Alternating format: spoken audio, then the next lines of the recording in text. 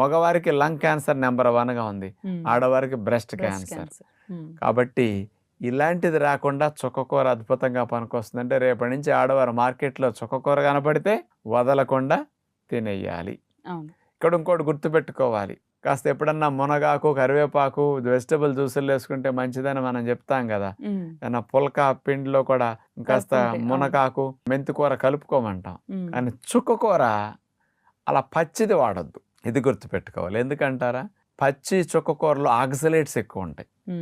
అవి లోపలికి అట్లా ఎక్కువ మొత్తంలో వెళితే కిడ్నీలో స్టోన్స్ వచ్చే అవకాశం ఉంటుంది. వండి తిన్నప్పుడు ఆక్సలేట్స్ తగ్గుతాయి. అందుకని చుక్కకూరని వండే తినాలి, పచ్చిగా వాడకూడదు, జ్యూసుల్లో వేసుకోకూడదు. ఈ హంగేరియా వారు దేశం వారు నిరూపించింది ఇంకోటి ఉందమ్మా. ఈ చుక్కకూరలో ఉండే ఫినోలిక్ యాసిడ్స్, ట్రైటర్పిన్స్, యాంతోక్వినోన్స్ ఇట్లాంటివన్నీ యాంటీ ఆక్సిడెంట్స్ లాగా